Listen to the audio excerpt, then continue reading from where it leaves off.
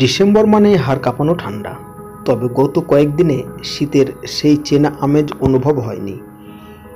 গত শনিবার আবার বৃষ্টিতে ভিজেছে কলকাতা সহ উপকূলের দক্ষিণবঙ্গের কিছু জেলা। ফলে ঠান্ডা ভাব থাকলেও জাঁকিয়ে ঠান্ডার আমেজ প্রায় গায়েব। তবে এই আবহে আবার বড় আপডেট দিল আবহাওয়া দপ্তর। তো কী আপডেট দিল সেটা আপনাদেরকে জানাবো। আবহাওয়া দপ্তর জানাচ্ছে, গতকাল কলকাতা, হাওড়া, হুগলি, উত্তর 24 পরগনা, দক্ষিণ 24 পরগনা, পূর্ব মেদিনীপুর, পশ্চিম মেদিনীপুর এবং নদিয়ায় বৃষ্টির পূর্বাভাস ছিল। তবে সকাল থেকেই ভিজেছে বেশ কয়েকটি জেলা। দিনভর টুপটাপ বৃষ্টি চলেছে।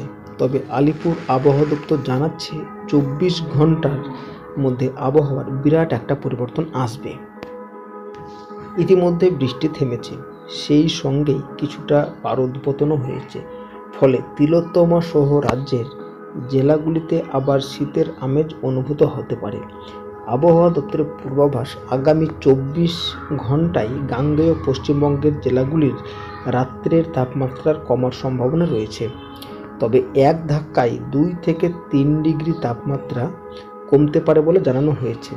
তবে এর পরের দুদিন আবার 2 থেকে 3 ডিগ্রি তাপমাত্রা বৃদ্ধির সম্ভাবনা রয়েছে, যেটা হলো তাপমাত্রা কমবে। আবার 2 দিন পরে রাত্রের তাপমাত্রা 2 থেকে 3 ডিগ্রি আবার বাড়বে। গতকাল কলকাতা সহ দক্ষিণবঙ্গের একাধিক জেলায় বৃষ্টি হলেও আগামী 27শে ডিসেম্বর অবধি দক্ষিণবঙ্গের আবহাওয়া শুষ্কই থাকবে বলে জানাচ্ছে আবহাওয়া দপ্তর। হাওয়া অফিস জানাচ্ছে, দক্ষিণ পশ্চিম বঙ্গোপসাগরে অবস্থিত একটি সুস্পষ্ট নিম্নচাপের জেরেই ভরা ডিসেম্বরে বৃষ্টিতে ভিজেছে বাংলা। এই নিম্নচাপ তামিলনাড়ু উপকূলের কাছাকাছি পৌঁছে অন্ধ্রপ্রদেশের দিকে এগোচ্ছে। এর ফলে রাজ্যে বর্ষণের সম্ভাবনা তৈরি হচ্ছে।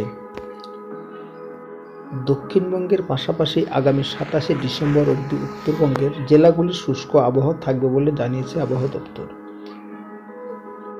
অর্থাৎ বড়দিনেও রাজ্যে বৃষ্টির সম্ভাবনা নেই। হাওয়া অফিস জানাচ্ছে, হাড় কাঁপানো ঠান্ডা না থাকলেও মোটামুটি 13 থেকে 15 ডিগ্রির ঘরে তাপমাত্রা ঘোরাফেরা করবে। তো বন্ধুরা, আপডেটটি এই পর্যন্তই। কেমন লেগেছে অবশ্যই জানাবেন। আর যারা আমার এই চ্যানেলে নতুন এসেছেন তারা অবশ্যই চ্যানেলটিকে সাবস্ক্রাইব করে বেল আইকনটি প্রেস করে দেবেন। তো ধন্যবাদ ভিডিওটি সম্পূর্ণ দেখার জন্য।